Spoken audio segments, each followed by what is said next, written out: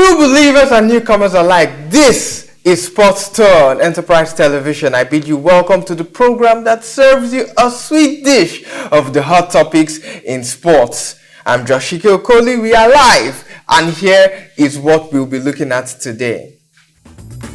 The Super Falcons decimate Algeria 4-1 in Lagos. Eniba of about fined 1 million naira over comment on social media. We'll also take a look at club football as the EFL Cup continues and Napoli extends their lead atop the Serie A standings in the Serie A. Let's take a short break on Sports Tour. When we return, we will dive into our package for the day.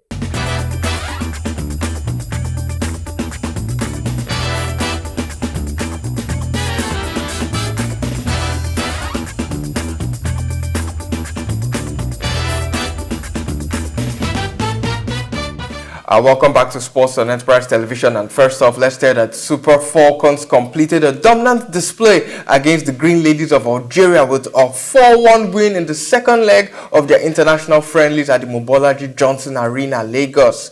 Nigeria secured their first leg 2-0 victory at Remo Star Stadium, Ikene on Saturday, but on Tuesday, Folashade Ijamilusi scored a hat-trick and she was the highlight of the afternoon, while Gift Monday added another goal to secure a consecutive victory for Nigeria against the Green Ladies of Algeria. And the action-packed encounter started quickly with the Jamilusi scoring the opening goal in the 12th minute and doubling Nigeria's lead just 7 minutes later. Algeria missed a penalty, blazed it high and over the bar in the 39th minute, but Nigeria continued to pressure and put the visitors on the back foot. But then, shortly after, Alushi Usaila pulled one back for Algeria in the 42nd minute of the game. Then Gift Monday restored the Falcons' 2-goal cushion with a brilliant finish just before halftime. And in the second half, Nigeria kept up the pressure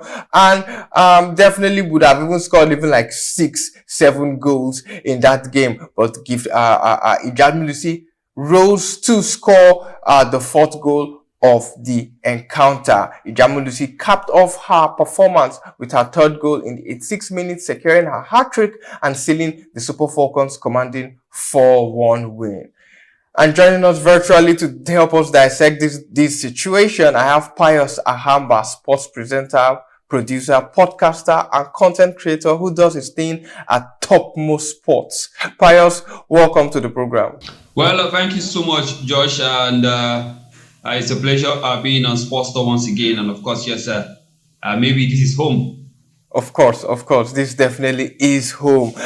We were both at the Onicon Stadium, Mobile Johnson Arena on Tuesday to witness the Super Falcons decimate Algeria and to really stamp her foot on Africa virtually, because of course Nigeria normally plays this game, this doubleheader of friendlies. We normally play it against bigger nations, so it's a learning curve for Algeria. But for us, it was, business as usual, dominating the Algerians 4-1. We played Japan, doubleheader in Japan, play Canada, doubleheader in Canada, USA, doubleheader in USA. Now it's our time to, play a doubleheader with people that we are really dominant over and domineering both games. What's your take on the both games so far? Well, moving on to other stories, I will come back to the Super Falcons incident. But let's tell you that the organizing body of the Nigeria Premier Football League has fined Enyimba International a whooping sum of 100 million naira and also warned the club to desist from the act of bringing the league into disrepute. The People's Elephants did extra work on Sunday before they could overcome Ikorodu City, and the reaction that they posted on the club's social media handle after the game did not go down well with the MPFL organizing body. Enyimba have been charged for breaching the MPFL framework and rules in the course of their match day 9 fixture against Ikorodu City at the Enyimba Stadium on Sunday, and the Aba-based club have been charged for publishing disparaging comments against match officials on their social media handle X, formerly known as Twitter. The published comments by the People's Elephants are capable of bringing the game to disrepute. Enyimba have been fined 1 million for misconduct capable of bringing the game to disrepute disrepute, and the club have also been warned to desist from similar acts in future and advised to use appropriate channels to make their complaints, as a recurrence will lead to stiffer sanctions, the statement said. Enyimba have the right to appeal to the sanctions within 48 hours of the date of notice.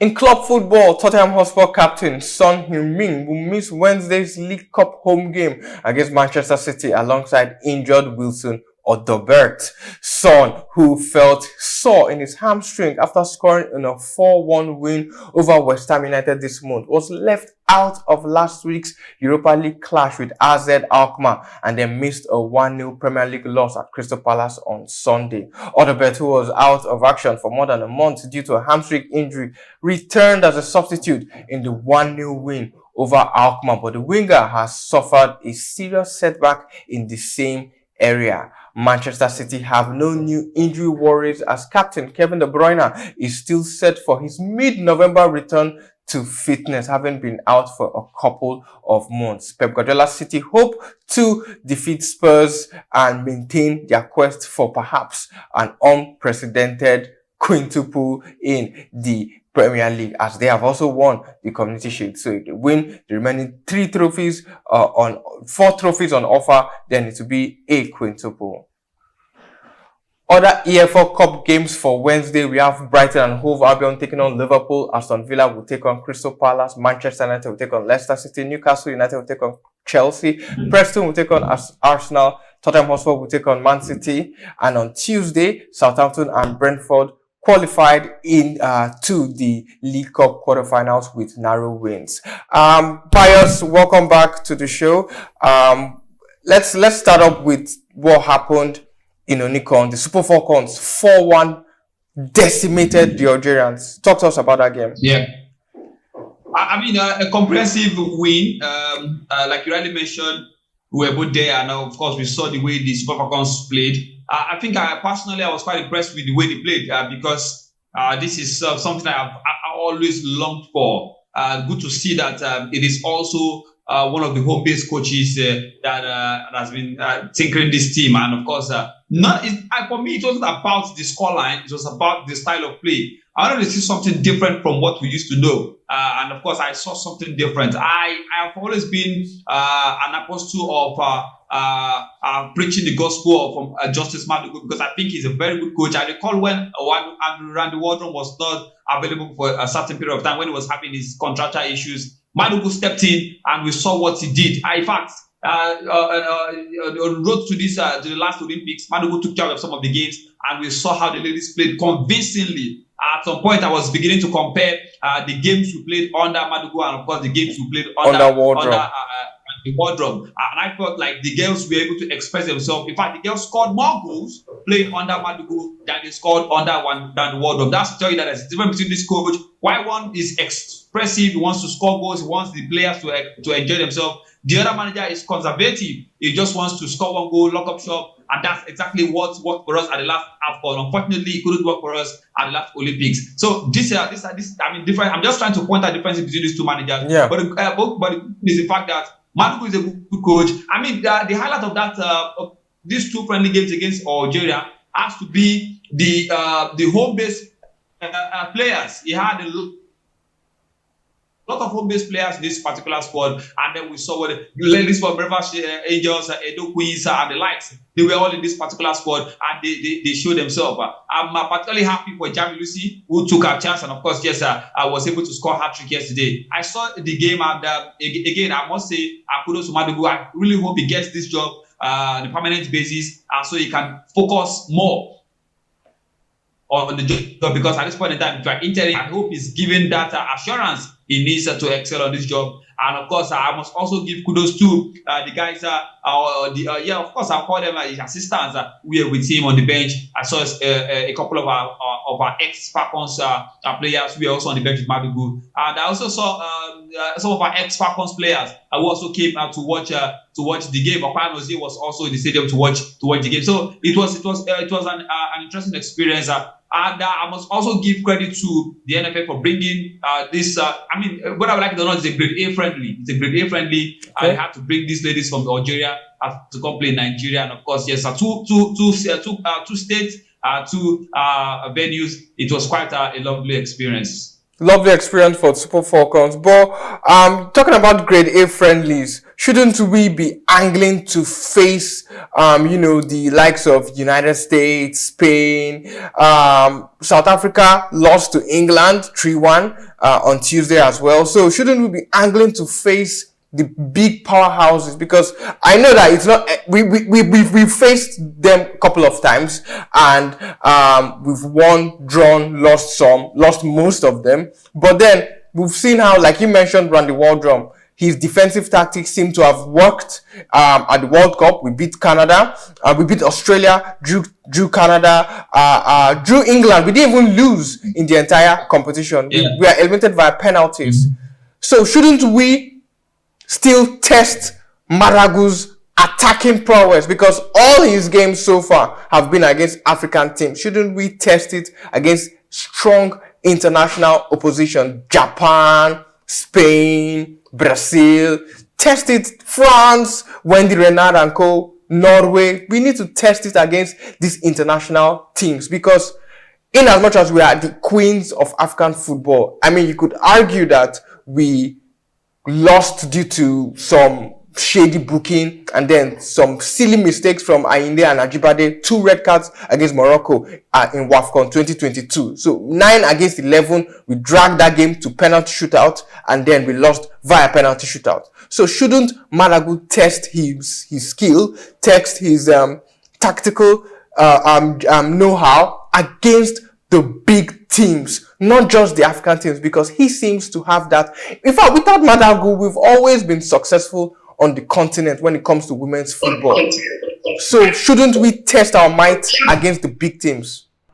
Personally, the good thing about the quality of teams you just mentioned now is the fact that you probably have to test yourself against teams of higher quality. Okay. But the disadvantage of this kind of friendlies is that you get a scoreline that is not really friendly, and then the conversion changes all of a sudden. I honestly would not think, for a manager who has just been given the job on an interim basis, I honestly don't think those sort of friendlies. I mean, you probably want to say, yes, give him those friendlies, let's see him. But I don't also think those friendlies will be easy to even negotiate. Because it's high time we actually do further than just winning the WAFCON, qualifying for the World Cup, qualifying for the Olympics, and then we would lose 1-0 to Brazil, and everyone will like, okay, it's Brazil, it's Marta, it's Christian, it's Debinha, it's expected. We'll lose 1-0 to Spain, they are the world champions. It's expected. Shouldn't we at least leave that stage, graduate from that stage of, just managing to beat these guys, and at least going toe to toe to them with more games, more competitions, She Believes Cups, and all the women's football competitions? Regardless of the scoreline, let's still do what Algeria are using us to do. Well, I agree. I honestly would agree with you again. Algeria can afford to match us, or can afford to poach us as an opponent. But I don't think, in terms of those kind of friendlies, I'm sure some of these other countries probably want to take themselves against teams at their level. Honestly, this is my own opinion. I don't think the NFF or the brand Super Falcons, I don't think, with due respect to the brand, I don't think they are big enough to attract such friendlies. Of course, if they would probably get maybe to be once in a while, I don't think it will be something frequent. These other European countries can afford to play themselves any day, anytime. But I don't think we have that caliber. And then you are talking about conquering Africa. I honestly think, in my own opinion, in the last few years, we have lost that bragging rights. Okay. I think the other countries are gradually catching up with us. The likes of South Africa, Morocco, like you mentioned, Zambia. These are the countries in Africa that are doing so well in women's football. If you take a look at the way they are, especially Morocco, they are doing so well in women's football. They are investing in the business called women's football. I don't think we are doing. Yes, we might have the talent, but I don't think in terms of investment, I don't think we take this. Because if we take a look at the last Olympics, yes, the African teams didn't do well. But of the African teams that went to the Olympics, I'll probably still say Zambia did well because they were more expressive. They scored way more goals than we did. More goals. Yes. Yes, even if they were conceding, but they were scoring. We saw what if they had the defense we had, they would have qualified. Exactly. 100%. I mean, you just hit the nail on the head. That's what I think. That's what I think. These countries are doing something different. I mean, we also saw Morocco, like you mentioned at the last AFCON, and the AFCON is happening next year again. We are still going to see these same teams. Let's not also forget this moment of South Africa, who also have more like an established system working for them. For us, we are starting all over again with a new coach, and this coach is trying to assess. I think this Amadu is trying to do something different from what Wardrum has done, and I think it would be good for him to do something different because, trust me, I don't think Wardrum has anything apart from that World Cup to be remembered for. The CAF Awards is coming up in December. CAF has reeled out all the nominations for all the male categories: male coach of the year, national team of the year, home-based team player of the year, young player of the year, but none for the women yet. Asisat Oshola is the queen there, 5 times, the highest if for an individual, male or female. But I don't think she's going to win it this year. She left Barcelona in February. It seemed like she was chased. And in Bay FC, in the NWSL in the United States, which to me is the best women's league in the world, she's not even firing on all cylinders. And even in her club, she's not even the best African or most informed African player. That's Rachel Kundananji of Zambia. We have Barbara Banda. There's Tabitha. They are the Chawinga sisters as well. Tembi and Tabitha as well, firing on all cylinders, both in Europe and in the NWSL as well. In 2024, apart from Chiamaka Nadozie and maybe Rashidat Ajibade, can we say that a Super Falcons player might maybe win the African Women's Football of the Year? Because on the men's side of the divide, it seems like we're going to retain it there. Can we retain it on the women's side of the divide? Moving on, let's tell you that Southampton and Brentford qualified to the quarterfinals of the EFL Cup with narrow wins. The Saints squeezed into the English League Cup quarterfinals when James Breeze struck a late winner to down championship side Stoke City 3-2, and Brentford survived a major scare against second-tier rivals Sheffield Wednesday, beating their visitors 5-4 on penalties after the game ended 1-1. In Italy, Romelu Lukaku and Kvicha Kvaratskhelia scored as Napoli extended their lead at the top of the table with a 2-0 win away to AC Milan. Il Partenopei are top with 25 points after 10 games, with Inter second on 18 points and Juventus third on 17 points. In other games, Lecce lost at home. Lecce defeated Verona at home, I beg your pardon, by a goal to 0. Cagliari 0, Bologna 2. Can you hear us, Pius? Yes, I can hear you. Okay. So like I said, back to the Super Falcons issue. Do you think that a Super Falcon player can retain the African Women's Football of the Year title this year? I think even in Nigeria, like you already mentioned, Asisat Oshola I don't think she's our best player. We saw. I mean, I think we should start even moving past this as a conversation that as a country, again in Nigeria, where we are right now, I don't even think she's our best player. Like you mentioned, 2 players who are even ahead of her in terms of. We saw Ajibade. I was even surprised that she played all 90 minutes in that particular game, because I thought on some points the coach should have rested her and then allow somebody else to take her place. So some of these girls are beginning to take charge. Some of these girls are beginning to up their game. Some of them are beginning to grow. And it's quite surprising that a player like Monde Gift has not really grown. So I've said it's because of the presence of Oshoala. But then I think by the time we begin to move past the Oshoalas, I'll probably begin to see some of these new girls flourish. Again, she's not even our best player. So if she's not our best player, how can she then win the Cup Africa Footballer of the Year? I think our best shot going forward, our best shot going into that particular award, if we're going to have anybody there, has to be Chiamaka Nnadozie, because of what she's doing with her club and what she's doing with Nigeria. And we also have the small matter of Atletico de Madrid Femenina. I'm talking about Rashida Ajibade. Unfortunately, she's playing for Atletico de Madrid, and but of course, she's also still doing very, very well. So again, our best shot, our best player at this point in time has to be Chiamaka Nnadozie. Of course, Chiamaka Nnadozie. This is not to take away the quality of. This is not to take away the quality of Rashida Asisat Oshoala. Yeah, she's a good footballer. But of course, like we always say in football, your time will come and your time will begin there. So you have to give chance for other people. I also think Madugu is beginning to look beyond Oshoala, because if you take a look at the way a lineup in the last 2 games, you understand that he wants players who can actually give more going forward. And with Give Monday, you can have versatile players. You can play from the wing, you can play at number 9.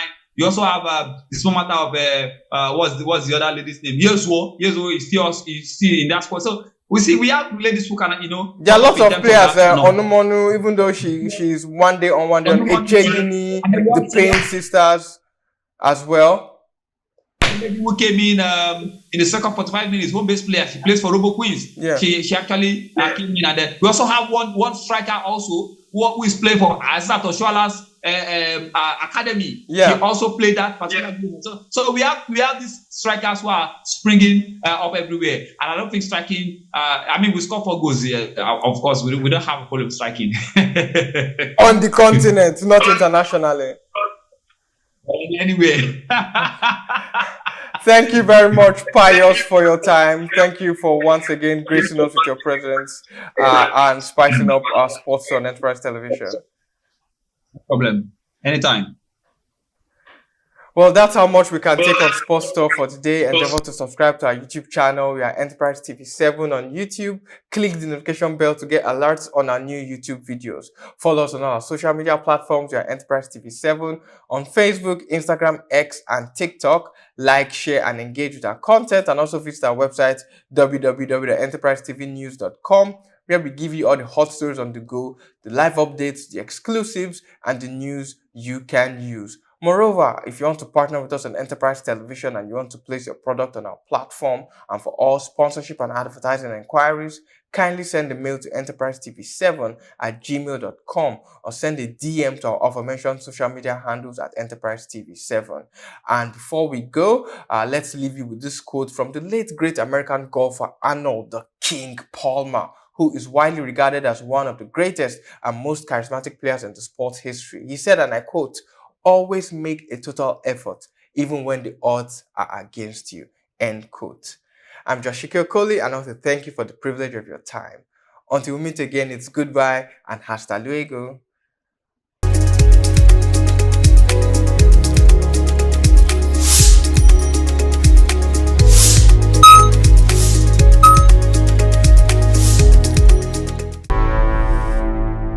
Enterprise TV, a tradition of truth.